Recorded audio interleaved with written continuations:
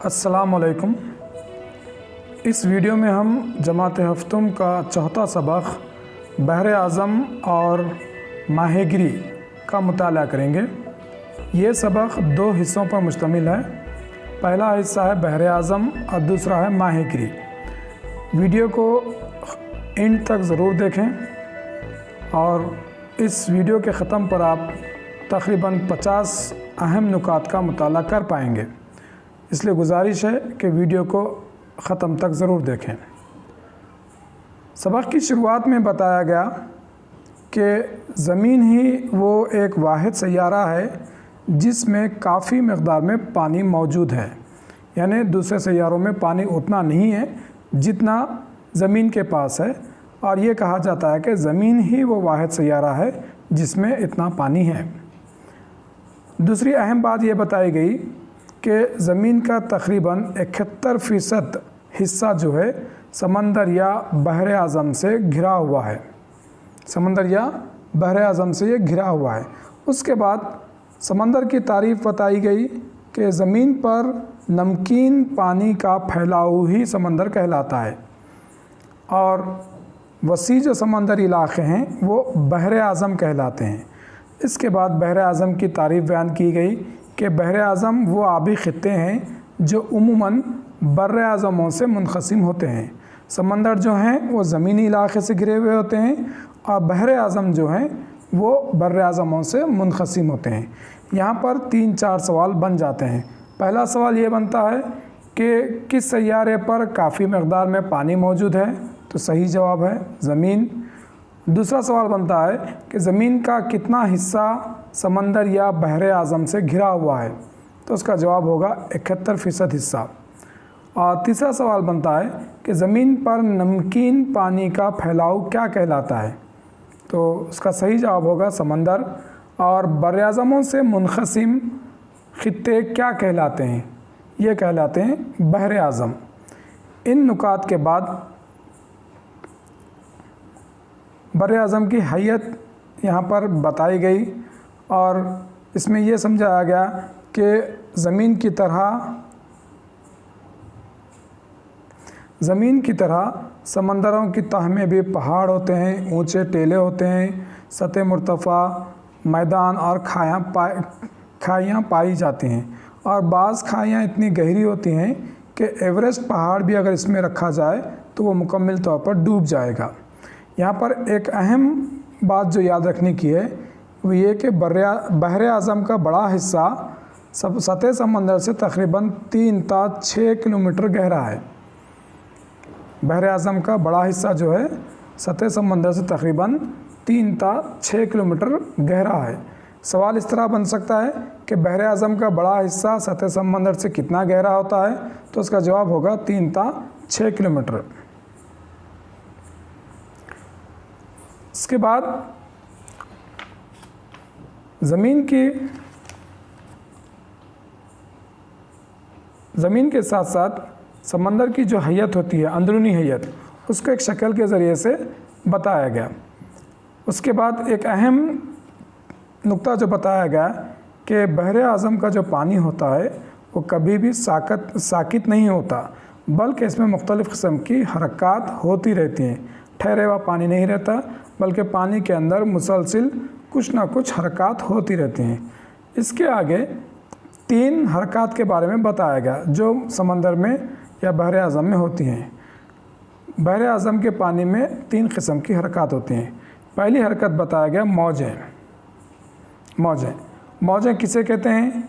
जब पानी सतह समंदर की सतह से ऊपर उठता है और फिर गिरता है, उसे मौज कहते हैं।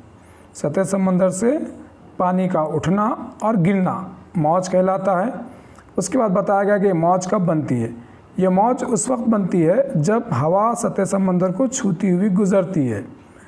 दूसरी बात, उसका तीसरी बात बताई गई कि हवा जितनी तेज़ होगी मौज भी उतनी ही बड़ी होगी। यहाँ पर जो अहम सवाल बनते हैं कि पानी का सतह समंदर से ऊपर उठना और गिरना क्या कहलाता है? मौज कहलाता है। और मौज किस तरह बनती है? हवा सतह समंदर को छूकर जब गुज़रती है तो मौज बनती है, और मौज हवा जितनी तेज़ होगी मौज उतनी ही बड़ी होगी। ये बहरे आज़म की पहली हरकत है। दूसरी हरकत बताई गई लहरें।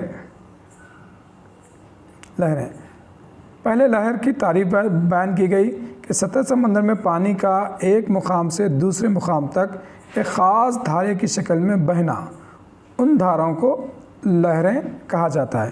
ये पानी जो है एक ख़ास लय में एक मुकाम से दूसरे मुकाम तक बहते रहता है, उन धाराओं को लहरें कहा जाता है। लहरों की यहाँ पे दो किस्में बताई गई, ये बहुत अहम है। पहली किस्म है गर्म लहरें और दूसरी किस्म है सर्द लहरें। ये दो लहरों को भी आपको याद रखना है। पहले हमने लहर की तारीफ़ सुनी, अब यहाँ पर दो किस्म की लहरें हैं। गर्म लहरें किसको कहेंगे? इस्तिवाई खित्ते से खुदबाइन की तरफ जो लहरें बहती हैं उनको गर्म लहरें कहेंगे, और खुदबाइन से इस्तिवाई खित्ते की तरफ जो लहरें बहती हैं उन्हें सर्द लहरें कहेंगे। इस्तिवाई इलाके से खुदबाइन की तरफ, क्योंकि इस्तिवाई इलाका गर्म होता है, इसलिए यहाँ से जब खुदबाइन की तरफ जो लहरें जाएंगी वो गर्म लहरें होंगी। खुदबाइन चूँकि ठंडा इलाका होता है, वहाँ से जो लहरें आएंगी इस्तिवाई इलाके की तरफ, उन लहरों को सर्द लहरें कहा जाएगा। गर्म लहरें और सर्द लहरें, इस्तिवाई खित्ते से खुदबाइन की तरफ गर्म लहरें और खुदबाइन से इस्तिवाई इलाके की तरफ सर्द लहरें। अब यहाँ पर ये लहरें जो होती हैं, लहरें बनने की अहम वजह बताई गई। 3 वजह बताई गई। पहले मुकामी हवाएं, दूसरा है मुख्तलिफ दर्जे हरारत और तीसरा है समंदर का खारा पानी, जिसकी वजह से लहरें बनती हैं। मुकामी हवाएं, मुख्तलिफ दर्जे हरारत और समंदर का खारापन। यहाँ पर सवाल किसी एक नुक्ते से आना ज़रूरी नहीं है, बल्कि अब जो इम्तिहानात का जो मौसम है उसमें अगर आप सवालात के पैटर्न को देखें तो एक सवाल के अंदर 4-4 सवालों को उसके अंदर समो दिया जा रहा है, इसलिए इनकी तारीफ़ के साथ तफसील भी आपको याद रखना ज़रूरी है। यहाँ पर एक ऐलान करना मैं ज़रूरी समझता हूँ कि गुज़िश्ता टेट में EVS की ऑल इन वन वीडियो, जो कि तकरीबन 4.5 घंटे रिकॉर्डिंग पर मुश्तमिल है, और जमात शशुम समाज इल्म की ऑल इन वन वीडियो, ये 2 वीडियो अगर आप हासिल करना चाहते हैं, तकरीबन 2 वीडियो का दौरानिया 8 घंटे से ज़्यादा है। अगर आप भी इन वीडियो से इस्तिफ़ादा करना चाहते हैं तो अभी चैनल की कम से कम सिल्वर मेंबरशिप ज्वाइन कर लें, जो कि बहुत कम कीमत पर है सिल्वर मेंबरशिप। और एक बात ज़रूर याद रख लें कि ये जो मेंबरशिप होती है वो ऑटो रिन्यूअल होती है, यानी हर महीना आपके पास से रकम कटती रहती है, इसलिए जब तक आप मुनासिब समझें आप मेंबरशिप को बरकरार रखें, और आप ना चाहें तब आप मेंबरशिप को याद से ख़त्म कर दें। आइए आगे मुताला करते हैं। बहर आज़म के पानी की जो तीसरी हरकत है वो है मद्दो जज़र, जिसको टाइड्स भी कहते हैं। मद्दो जज़र की भी यहाँ पर तारीफ़ बयान की गई है।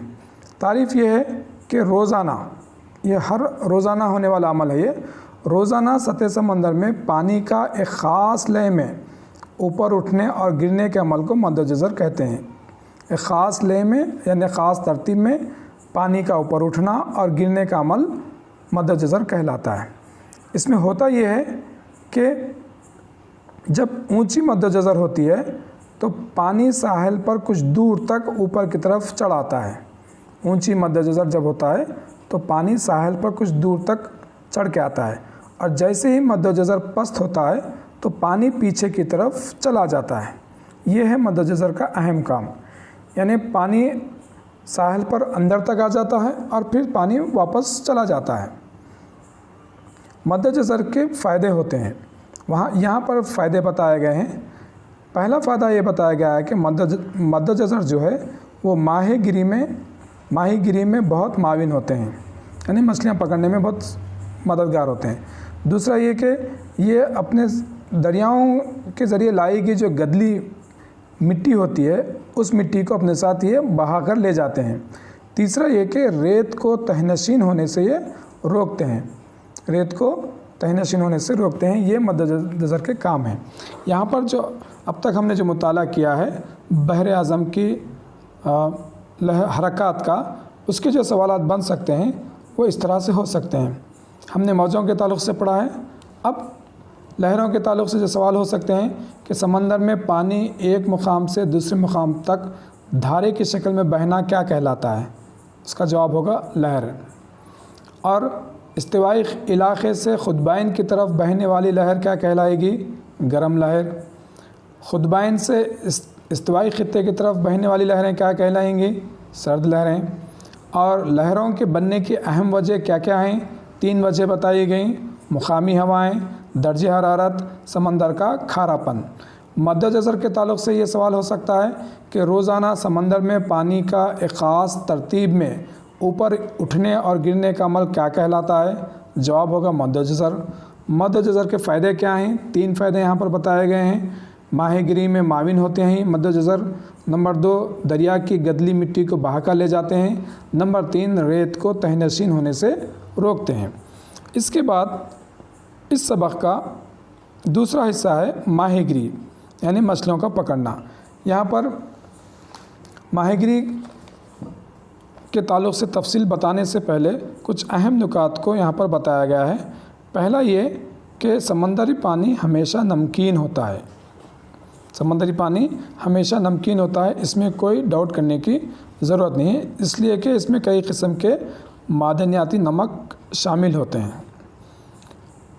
अब समंदर के जो फ़ायदे हैं, 3 फ़ायदे बहुत अहम हैं। पहला फ़ायदा है समंदर जो है बारिश का अहम ज़रिया है।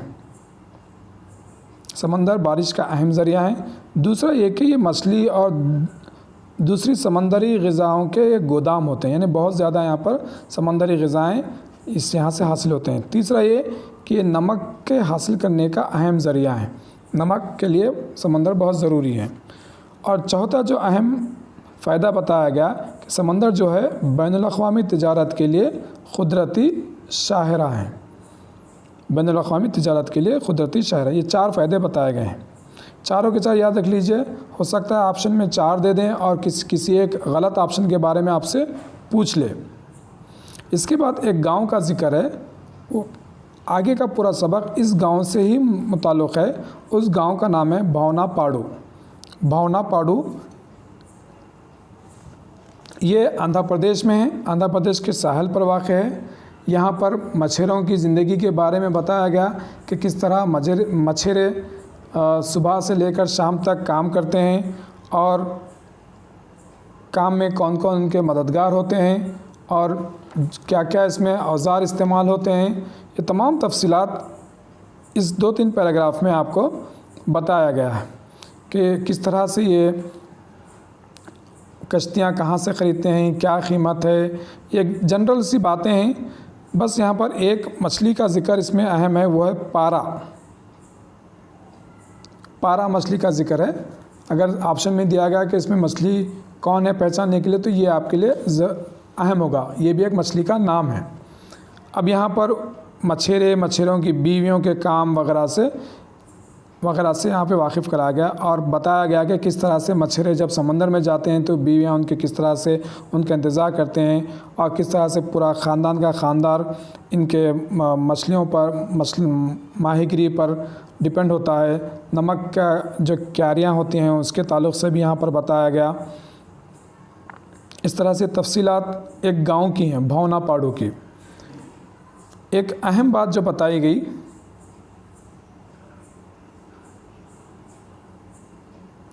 हाँ, आगे का जो पोर्शन है यहाँ पर भी इन्हीं की जो मछलियाँ पकड़ने का तरीक़ा है कि मछलियों को पकड़ कर वो कोल्ड स्टोरेज में रखकर, यानी कोल्ड कंटेनर में रखकर इसको यहाँ से दूर दूर यानी कोलकाता, बेंगलोर, चेन्नई, मुख्तलिफ़ मकामात पर ये पहुँचाने का इसमें ज़िक्र है।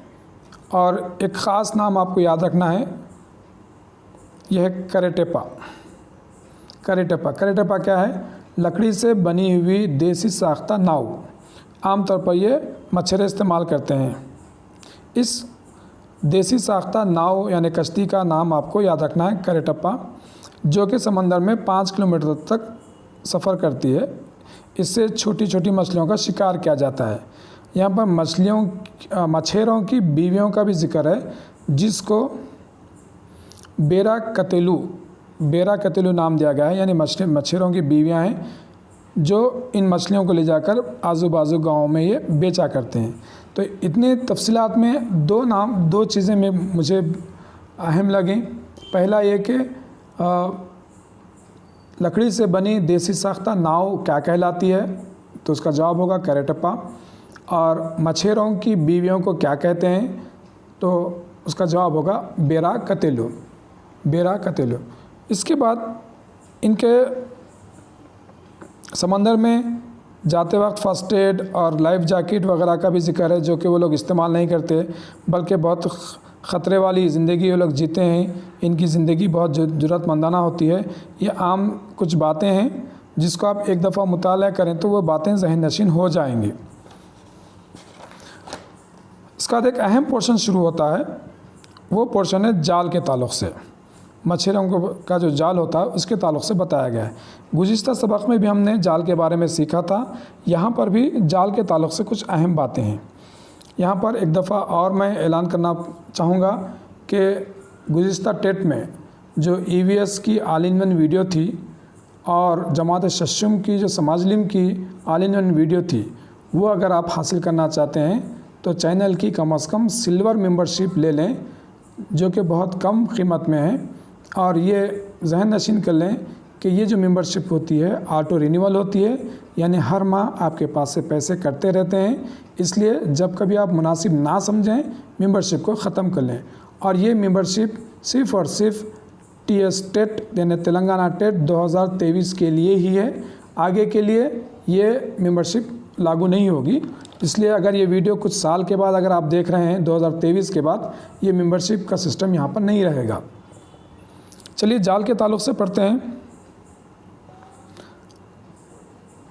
बताया गया कि मच्छरों के पास एक ख़ास किट होती है, टूल किट, जिसमें कुछ वो लोग औज़ार रखते हैं। औज़ार का जो किट होता है उसके ताल्लुक़ से कहा गया कि और उस किट के अंदर 3 औज़ार बताए गए। पहला है कांटा, दूसरा है धागा और तीसरा है चपटी लकड़ी।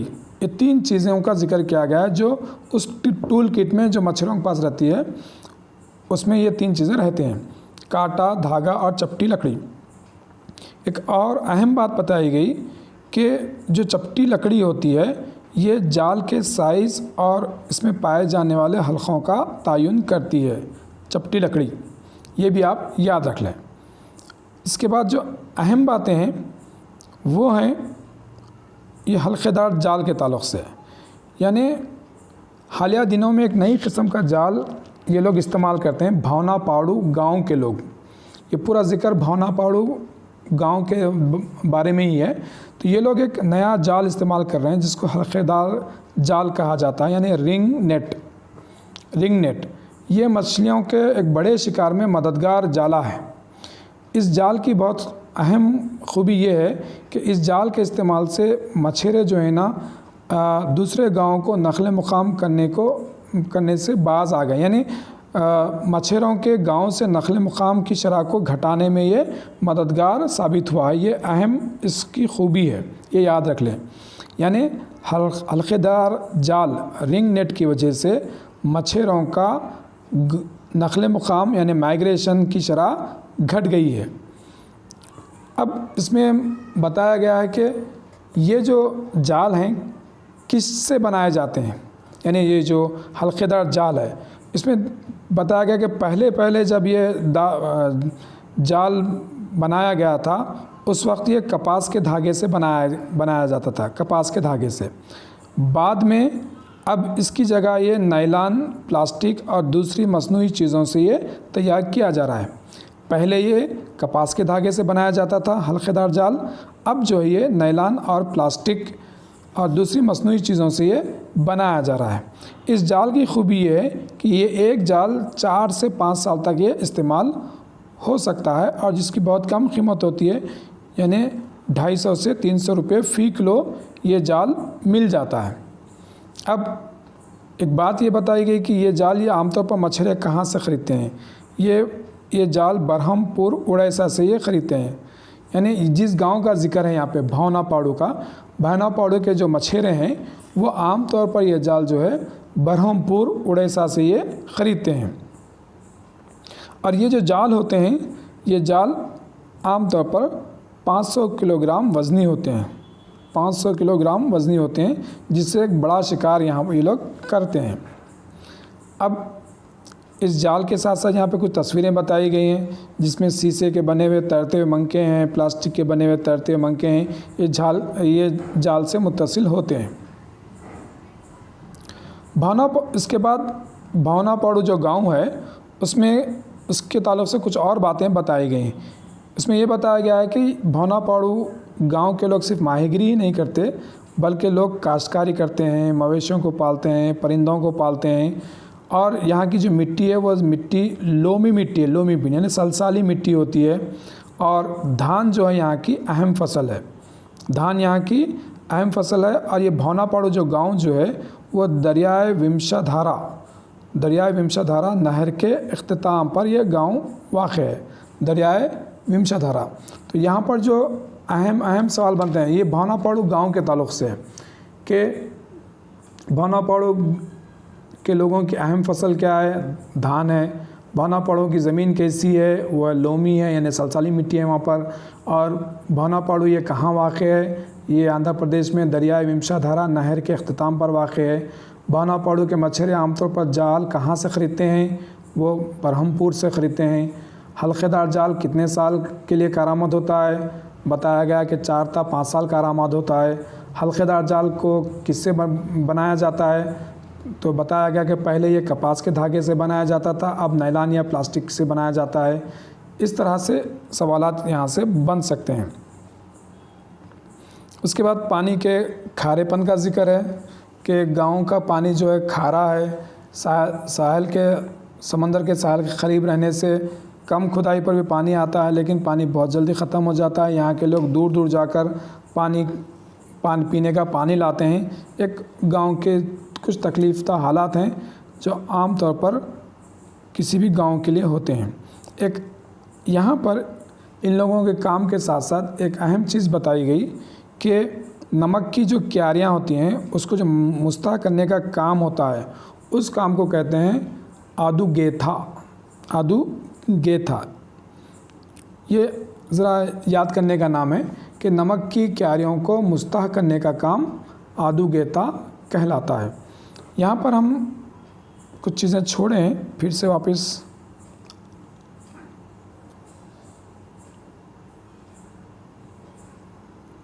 यहीं पर है। चलिए, क्योंकि ये वीडियो मुकम्मल तौर पर फ़ोन में बनाई जा रही है तो इसलिए बनाने में थोड़ी सी दुश्वारी हो रही। तो भावनापाड़ू गांव की जो समाजी ज़िंदगी है उसके बारे में बताया गया कि ये लोग गंगम्मा, गौरी और शिवा की पूजा करते हैं।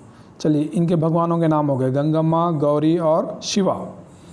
लेकिन जब ये कश्तियों को मछलियाँ पकड़ने के लिए ले जाते हैं तो इस जाल की भी ये पूजा करते हैं। जो जाल होता है वो जाल की भी ये पूजा करते हैं। और गौरी पूर्णिमा जो है ये इनकी अहम ईद होती है और इस ईद के मौके पर वो गांव के मुश्तरका फलाई फ़ंड का इस्तेमाल करते हैं। और यहाँ के लोग अपने जिस्म पर टाटू भी बनाते हैं,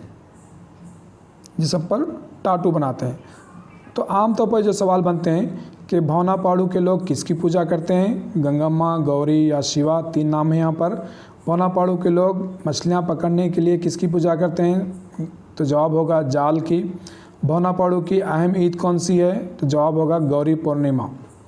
इसके अलावा यहाँ पर एक खुला स्टेज है जिस पर ये लोग ड्रामे, बुर्रा कथा, हरी कथा और रिकॉर्डिंग डांस वगैरह ये लोग करते हैं। गांव का जो खुला स्टेज है वहाँ पर ड्रामे, बुर्रा कथा, हरी कथा और रिकॉर्डिंग डांस वगैरह इस खुले स्टेज में किए जाते हैं। और ये तमाम जो सरगर्मियाँ होती हैं, ये सरगर्मियाँ इस मखसूस फ़िरके के सरकर्दा कुछ लोग होते हैं वो इनको अंजाम देते हैं, जिन्हें पिलास कहा जाता है। पिलास इनका और एक काम होता है कि ये रस्मों, रिवाजों और रिवायात का तयन करते हैं। गांव में कुछ तनाज़ात या झगड़े हों तो इनकी एकसुई करते हैं और जुर्माने भी आयद करते हैं। अगर सवाल इस तरह से पूछा जाए कि हस्ब ज़ैल में पिल्लास के काम ये हैं या ये नहीं हैं। इस तरह से अगर 4 ऑप्शन दे दिया गया तो आपके लिए लाजमी है कि इनके तमाम काम से आप वाकिफ़ हों।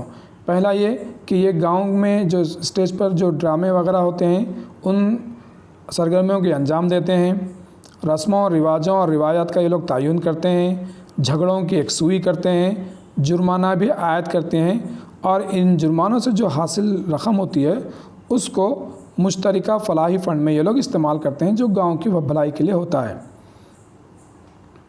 आगे कुछ सवालात का सेक्शन है। सवालात के सेक्शन के बाद यहाँ पर एक चार्ट है, ये चार्ट बहुत अहम है, यहीं से आपको सवालात आपको मिलेंगे। पहले चार्ट में बताया गया कि कुर्रे अर्ज़ पर पानी की तकसीम कैसी है। तो बताया गया कि जो भी पानी है उस पानी का 97% पानी नमकीन पानी है और जो ताज़ा पानी है वो 3% है, सिर्फ 3% पानी पीने के काबिल है। उसके बाद ताज़ा पानी की तकसीम बताई गई कि जो ताज़ा पानी वो कहाँ कहाँ पर है। बताया गया कि बर्फ़ के तोदे और ग्लेशियरें जो रहती हैं वो 68.7% पानी यहाँ पर होता है। उसके बाद ज़ेर ज़मीन जो पानी होता है वो 30.1% और सतही पानी जो होता है, ज़मीन की सतह पर जो पानी होता है वो 0.3% होता है। दीगर जो है वो 0.9%। ये तफसील आप याद रख लें कि ताज़ा पानी की तकसीम किस तरह से होती है। बर्फ़ के तोदे, ग्लेशियरें, ज़ेर ज़मीन पानी, सतही पानी, दीगर, ये तफसीलात आप याद रख लें। उसके बाद सतह के ऊपर जो साफ़ पानी है उस साफ़ पानी की तकसीम भी की गई है कि ये जो साफ़ पानी है झील की शक्ल में ये 87% होगा और दलदली ज़मीन 11% है और नदियों में जो पानी है वो 2% है। ये 3 चार्ट भी याद कर लें। उम्मीद है कि आपको वीडियो पसंद आया होगा और इससे मुताल्लिक़ जो सवालात बन सकते थे उसको मैंने नुकात की शक्ल में तरतीब दिया है। उम्मीद है पसंद करेंगे।